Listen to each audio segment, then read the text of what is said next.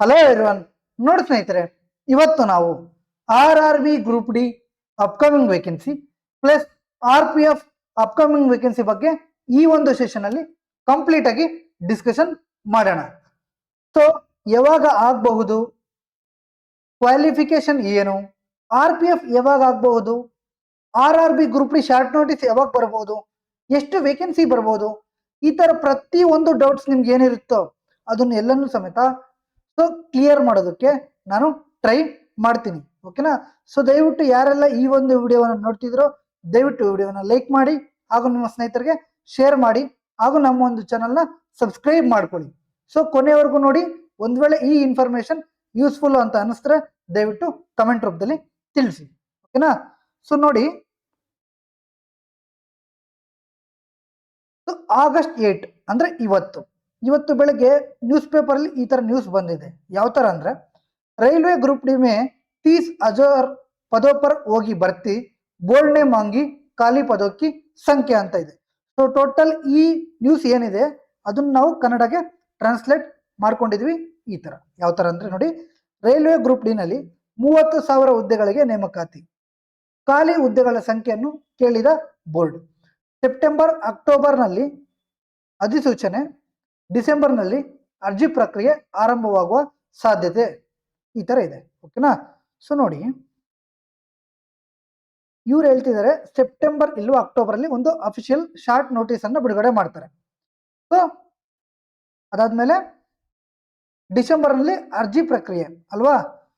So ಅಂದ್ರೆ ಅದರ ಅರ್ಥ ನಮ್ಗೆ ಪ್ರತಿಯೊಬ್ಬರಿಗೂ ಗೊತ್ತು 2026 ಗ್ರೂಪ್ ಡಿ ವೇಕೆನ್ಸಿ ಬರಲೇಬೇಕು ಅಲ್ವಾ? ಸೊ ಅದು ಯಾವಾಗ ಬರ್ತಾ ಇತ್ತು? ಪ್ರತಿ ವರ್ಷ ಡಿಸೆಂಬರ್ ಅಲ್ಲಿ ಬರ್ತಾ ಇತ್ತು. ಸೊ ಈ ವರ್ಷನೇ ಯಾವಾಗ ಬರುತ್ತೆ? ಡಿಸೆಂಬರ್ ಅಲ್ಲೇ ಬರುತ್ತೆ. ಓಕೆನಾ? ಅವ್ರು ಒಂದ್ ವೇಳೆ ಶಾರ್ಟ್ ನೋಟಿಸ್ ಬಿಟ್ರು ಸಮೇತ ನಮ್ಗೆ ನೋಟಿಫಿಕೇಶನ್, ಶಾರ್ಟ್ ನೋಟಿಫಿಕೇಶನ್ ಬಿಟ್ರು ಸಮೇತ ಓಕೆನಾ, ಎಕ್ಸಾಮ್ ನಡೆಯೋದು 2027 ಕ್ಲಿಯರಾ? ಸೊ ನೋಡಿ, ಯಾಕೆ ನಾನು ಇಷ್ಟು ಕನ್ಫರ್ಮ್ ಆಗಿ ಹೇಳ್ತಿದ್ದೀನಿ ಅಂದ್ರೆ ನಿಮ್ಗೆ ತಿಳಿಸ್ಕೊಡ್ತೀನಿ ನೋಡಿ. ALP ಎಕ್ಸಾಮ್ ಬಾಕಿ ಇದೆ, ಟೆಕ್ನಿಷಿಯನ್ ಎಕ್ಸಾಮ್ ಬಾಕಿ ಇದೆ, ಸೆಕ್ಷನಲ್ ಕಂಟ್ರೋಲರ್ ಎಕ್ಸಾಮ್ ಬಾಕಿ ಇದೆ, JE ಎಕ್ಸಾಮ್ ಬಾಕಿ ಇದೆ, ಇನ್ನು NTPC ಶಾರ್ಟ್ ನೋಟಿಸ್ ಬಿಟ್ಟಿಲ್ಲ ಅಂಡ್ ಅಫಿಷಿಯಲ್ ನೋಟಿಸ್ ಸಮೇತ ಬಿಟ್ಟಿಲ್ಲ, ಅಂಡ್ ಸೊ NTPC ಯೂಸ್ ಸಮೇತ ಬಿಟ್ಟಿಲ್ಲ. ಓಕೆನಾ? ಸೊ ಯಾವುದೇ ಕಾರಣಕ್ಕೂ ಸಮೇತ ಇದು ಆಗಸ್ಟ್ ಅಂದ್ರೂ ಸಮೇತ ಯಾವುದೇ ಕಾರಣಕ್ಕೂ ಈ ವರ್ಷದಲ್ಲಿ ಎಕ್ಸಾಮ್ ನಡೆಯಲ್ಲ. ಸೊ ಒಂದ್ ವೇಳೆ ನೋಟಿಫಿಕೇಶನ್ ಬಿಡುಗಡೆ ಮಾಡಬಹುದು. ಸೊ ಅವ್ರು ಹೇಳಿರುವಂತ ಪ್ರಕಾರ 30,000 ವೇಕೆನ್ಸಿ ಬರುತ್ತೆ ಅಂತ ಹೇಳಿದ್ದಾರೆ ಅಲ್ವಾ? ಯಾಕೆ ಅಂದ್ರೆ ನಾನು ಹೇಳ್ತೀನಿ ನೋಡಿ, ಯಾಕೆ ಬರ್ಬೋದು, ಯಾಕೆ ನಾವು ಟ್ರಸ್ಟ್ ಮಾಡ್ಬೋದು ಅಂದ್ರೆ, ಸೊ ಈ 14 ಡಿಪಾರ್ಟ್ಮೆಂಟ್, 14 ಈ ಟೆಕ್ನಿಕಲ್ ಡಿಪಾರ್ಟ್ಮೆಂಟ್ಸ್ ಏನಿದೆ ಇದನ್ನ ಆಡ್ ಮಾಡಿದ್ದಾರೆ. ಓಕೆನಾ? ಇದು ಬಂದ್ಬಿಟ್ಟು ವೆಸ್ಟರ್ನ್ ರೈಲ್ವೇಸ್ ಕಡೆಯಿಂದ ಒಂದು ನೋಟಿಫಿಕೇಶನ್ 5ನೇ ತಾರೀಕು ಬಿಡುಗಡೆ ಆಯಿತು. ಓಕೆನಾ? ಸೊ ಇಷ್ಟು ಹೊಸದಾಗಿ ಅವರು ಆಡ್ ಮಾಡ್ತಾ ಇದ್ದಾರೆ. ಕ್ಲಿಯರಾ? ಸೊ ಹಾಗಾಗಿ ವೇಕೆನ್ಸಿ ಇನ್ಕ್ರೀಸ್ ಆಗ್ಬಹುದು, ಡೆಫಿನೆಟ್ ಆಗಿ ಇನ್ಕ್ರೀಸ್ ಆಗ್ಬಹುದು, ತೊಂದರೆ ಇಲ್ಲ. ಬಟ್ ಬಟ್ ಬಟ್ ಬಟ್ ನೋಡಿ, ಇಲ್ಲಿ ನೋಡಿ,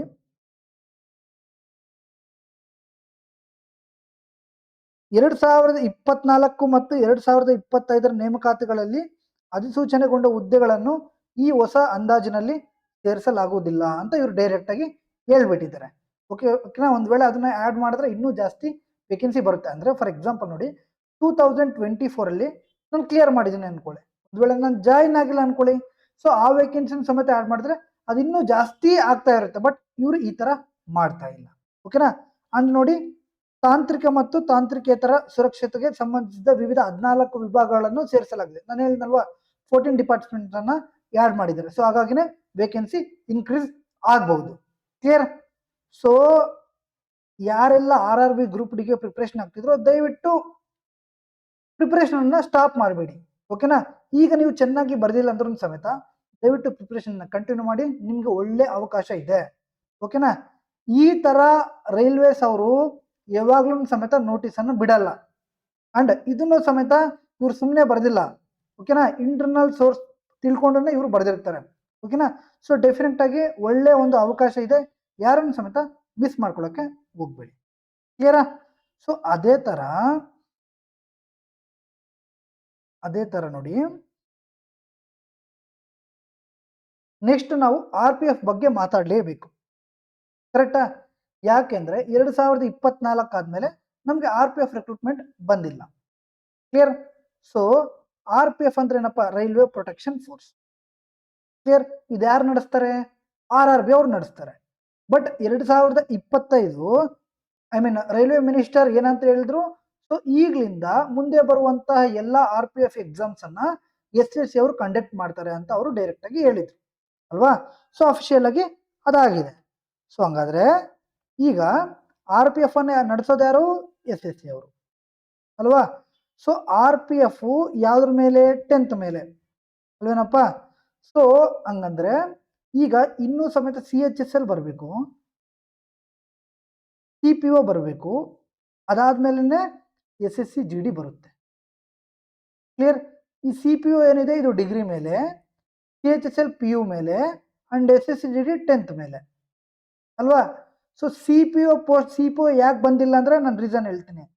RPF SIನ CPOದಲ್ಲಿ ಜಾಯಿನ್ ಮಾಡಿಸ್ತಾ ಇದ್ದಾರೆ. ಅಂದ್ರೆ RPF SI sub inspector post ಇರುತ್ತಲ್ಲ ಸಪ್ರೇಟ್, RPF SI ಪೋಸ್ಟ್ಗಳು ಎಲ್ಲಿ ಬರುತ್ತೆ?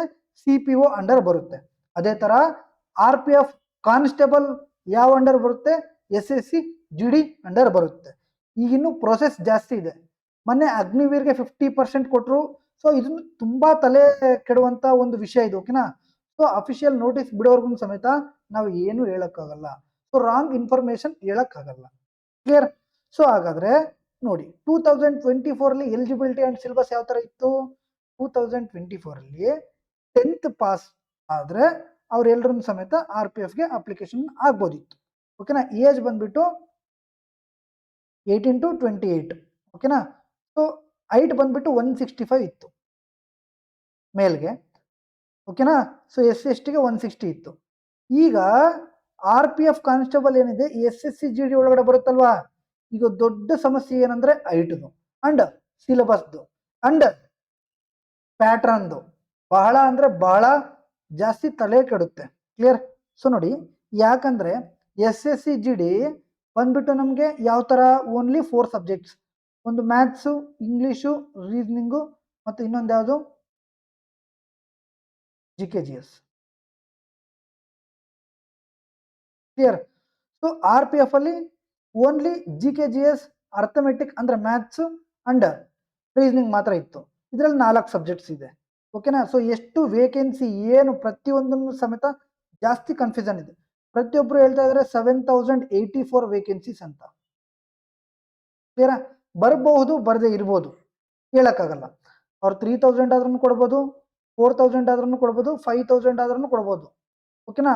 ನನ್ಗೆ ಗೊತ್ತಿದ್ದ ಪ್ರಕಾರ ಮೋರ್ ದ್ಯಾನ್ 4000 ಇರುತ್ತೆ ವೇಕೆನ್ಸಿ ಪಕ್ಕ. ಕ್ಲಿಯರ್? ಸೊ ಬಟ್ ತಲೆ ಕೆಡುವಂತ ವಿಷಯ ಏನಂದ್ರೆ ಫಸ್ಟ್ ಆಫ್ ಆಲ್ ಹೈಟ್ದು ಅಂಡ್ ಸಿಲೆಬಸ್ ಕಂಪ್ಲೀಟ್ಲಿ ಚೇಂಜ್ ಆಗುತ್ತೆ. ಈ ಎರಡು ಅಂಡ್ ಪ್ಯಾಟ್ರನ್. ಇನ್ನೊಂದು ಈಗ ಸೆಕ್ಷನಲ್ ಟೈಮಿಂಗ್ ಇದೆ SSC ಅಲ್ಲಿ. ಸರ್ ಹಾಗಾದ್ರೆ RPF ಅಲ್ಲಿ ಸೆಕ್ಷನಲ್ ಟೈಮಿಂಗ್ ಇರುತ್ತಾ? ಡೆಫಿನೆಟ್ ಆಗಿ ಇದ್ದೇ ಇರುತ್ತೆ. SSC GD ಅಲ್ಲಿ ಇದೆ ಅಂದ್ರೆ RPF ಕಾನ್ಸ್ಟೇಬಲ್ ಸಮೇತ 100% ಸೆಕ್ಷನಲ್ ಟೈಮಿಂಗ್ಸ್ ಇರುತ್ತೆ. ಅವಾಗ ಏನಾಗುತ್ತೆ? SSC GD ಅಲ್ಲಿ 20 ಇದು 20 ಇದು 20 ಇದು 20 ಇದು ಅಲ್ವೇನಪ್ಪ? ನೋಡಿ 20 question reasoning, 20 question GK, 20 question maths, 20 question English or Hindi ಇತ್ತು. ಓಕೆನಾ? ಇಲ್ಲಿ ಜಸ್ಟ್ 3 ಮಾತ್ರ ಇತ್ತು. ಬಟ್ ಅದು ಅವ್ರ ಅಫಿಷಿಯಲ್ ನೋಟಿಸ್ ಬರಬೇಕು, ನಾವು ಅದುವರೆಗೂ ಹೇಳಕ್ಕಾಗಲ್ಲ. ಕ್ಲಿಯರ್? ಸೊ ಅದೇ ತರ ಫಿಸಿಕಲ್ ಟೆಸ್ಟ್ ಸ್ಟ್ಯಾಂಡರ್ಡ್ಸ್ ಅಷ್ಟೇ ಜಾಸ್ತಿ ಡಿಫ್ರೆನ್ಸ್ ಇದೆ. ಅವಾಗ ಇತ್ತು ಸಮಥಿಂಗ್ ಏನೋ ಇತ್ತು ಅವಾಗ. ಓಕೆನಾ?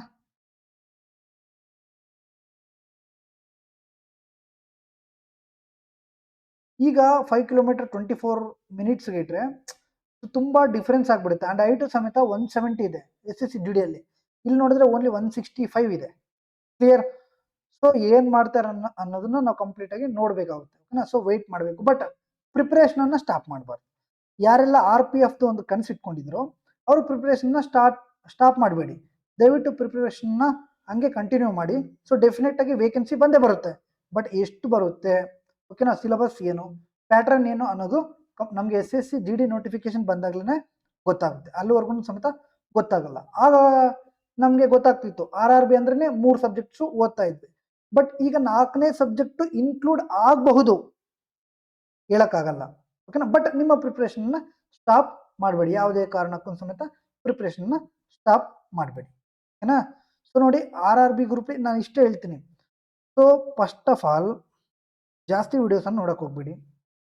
30,000 40,000 50,000 ಈ ಥರ ಅಫಿಷಿಯಲ್ ನೋಟಿಸ್ ಬಂದಾಗ ನಿಮ್ಗೆ ಎಷ್ಟು ವೇಕೆನ್ಸಿ ಇದೆ ಅನ್ನೋದು ಕಂಪ್ಲೀಟ್ ಆಗಿ ಗೊತ್ತಾಗುತ್ತೆ RRB group D. Clear. But vacancy increase ಆಗುತ್ತೆ ಡ್ಯೂ ಟು 14 ಡಿಪಾರ್ಟ್ಮೆಂಟ್ ಅನ್ನ ಆಡ್ ಮಾಡಿದ್ದಾರೆ. ಅದೇ ತರ RPF SI ಅಂಡ್ RPF ಕಾನ್ಸ್ಟೇಬಲ್ದು ನಾವು ವೆಯ್ಟ್ ಮಾಡಲೇಬೇಕು SSC GD ನೋಟಿಫಿಕೇಶನ್ ವರೆಗೂ. SSC GD RPF ಕಾನ್ಸ್ಟೇಬಲ್ ಆಗುತ್ತೆ, CPO RPF SI ಆಗುತ್ತೆ. ಓಕೆನಾ. ಇನ್ನು SSC CHSL ಬಂದಿಲ್ಲ, ಅದಾದ್ಮೇಲೆ CPO ನೋಟಿಫಿಕೇಶನ್ ಬರುತ್ತೆ, ಅಲ್ಲಿವರೆಗೂ ಸಮೇತ ನಾವು ವೆಯ್ಟ್ ಮಾಡಬೇಕು. ಅಫಿಷಿಯಲ್ ನೋಟಿಫಿಕೇಶನ್ ಬರೋವರೆಗೂ ಸಮೇತ ಯಾರು ಸಮೇತ ಇಷ್ಟು ವೇಕೆನ್ಸಿ ಇದೆ, ಓಕೆನಾ, ಸೊ ಈ ಥರ ಹೇಳ್ತಿದ್ದಾರೆ ಆ ಥರ ಹೇಳ್ತಿದ್ದಾರೆ ಅಂತ ತಲೆನೇ ಕೆಡಿಸ್ಕೊಳಕ್ ಹೋಗ್ಬಿಡಿ. ನಿಮ್ಮ ಒಂದು ಮೈನ್ ಉದ್ದೇಶನೂ ಚೆನ್ನಾಗಿ ಓದಬೇಕು, ಚೆನ್ನಾಗಿ ಪ್ರಿಪ್ರೇಷನ್ ಆಗಬೇಕು. ಕ್ಲಿಯರ್. ಸೊ ನಾನು ಹೇಳಕ್ಕೆ ಇಷ್ಟಪಡ್ತೀನಿ ನೋಡಿ,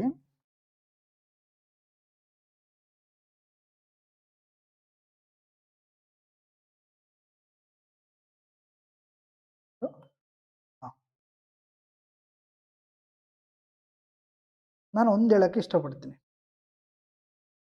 ಒಂದು ವೇಳೆ ನೀವು RRB ಗ್ರೂಪ್ ಡಿಗೆ ಪ್ರಿಪ್ರೇಷನ್ ಆಗ್ತಿದ್ದೀರಾ ಅನ್ಕೊಳ್ಳಿ, ದಯವಿಟ್ಟು ಪ್ರಿಪ್ರೇಷನ್ ಕಂಟಿನ್ಯೂ ಮಾಡಿ. ಒಂದು ವೇಳೆ RPF ಸರ್ ನನಗೆ ಒಂದು ಕಾಕಿ ಯೂನಿಫಾರ್ಮ್ದು ಒಂದು ಹುಚ್ಚಿದೆ, ಐ ಮೀನ್ ಒಂದು ಯೂನಿಫಾರ್ಮ್ದು ಹುಚ್ಚಿದೆ ಅನ್ಕೊಳ್ಳಿ. ಸೊ RPFಗೆ ಏನು ಮಾಡ್ತೀರಿ ಅಂದರೆ ಆ 3 ಸಬ್ಜೆಕ್ಟ್ನ ಸ್ಟ್ರಾಂಗ್ ಮಾಡ್ಕೊಳ್ಳಿ. ಒಂದು ವೇಳೆ ನೋಟಿಫಿಕೇಶನಲ್ಲಿ ಇಂಗ್ಲೀಷ್ ಇದೆ ಅನ್ಕೊಳ್ಳಿ, ಆಗ ಇಂಗ್ಲೀಷ್ ನೀವು ಸ್ಟಾರ್ಟ್ ಮಾಡಿದ್ರೂ ಆಗುತ್ತೆ. ಬಿಕಾಸ್ ನೋಡಿ 4 to 5 months ಸಿಗುತ್ತೆ. ಬಟ್ ಏನು ಮಾಡ್ಬೇಕಂದ್ರೆ ಈ ಉಳಿದಿರುವಂಥ 3 ಸಬ್ಜೆಕ್ಟ್ಸ್ ಏನಿದೆ ಅದನ್ನ ನೀವು 99.9% ಸಿಲೆಬಸ್ ಅಂಡ್ ರಿವಿಷನ್ ಮುಗಿಸಿದ್ರೆ ಇನ್ನೊಂದು ಸಬ್ಜೆಕ್ಟ್ನ ಸ್ಟ್ರಾಂಗ್ ಮಾಡ್ಕೊಳ್ಳೋದು ದೊಡ್ಡದಲ್ಲ. ಇವು ಮುಗಿಸಿಲ್ಲ, ಇದಾದ್ಮೇಲೆ ನಾನು ಮಾಡ್ತೀನಿ ಅಂದರೆ ಅದು ಆಗದೆ ಇರುವಂಥ ಕೆಲಸ.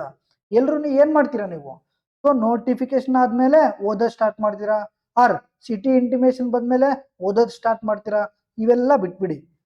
ಸೊ ನಿಮ್ಮೊಂದು ಗುರಿ ಒಂದು ಗೌರ್ಮೆಂಟ್ ಜಾಬ್ ಅಂದಮೇಲೆ ಆನ್ಯುವಲ್ ಕ್ಯಾಲೆಂಡರ್ ಬಿಡ್ತಾರೆ, ಬ್ಯಾಂಕಿಂಗಲ್ಲಿ ಬಿಡ್ತಾರೆ, ರೈಲ್ವೇಸಲ್ಲಿ ಬಿಡ್ತಾರೆ ಅಂಡ್ SSC ಅಲ್ಲಿ ಬಿಡ್ತಾರೆ. ಸೊ ಡೇಟ್ಸ್ ಫಸ್ಟೇ ಗೊತ್ತಿರುತ್ತೆ. ಸೊ ಓದಕ್ಕೇನು, ಸೊ ಯಾವಾಗ ವ್ಯೂಸ್ ನಮಗೆ ಜಾಸ್ತಿ ಆಗುತ್ತೆ ಗೊತ್ತಾ, ಎಕ್ಸಾಮ್ಸ್ ನಡೀತಾ ಇರುತ್ತಲ್ಲ ಅವಾಗ. ಸೊ ಅಲ್ಲಿವರೆಗೂ ಹುಡುಗರು ಓದಲ್ಲ.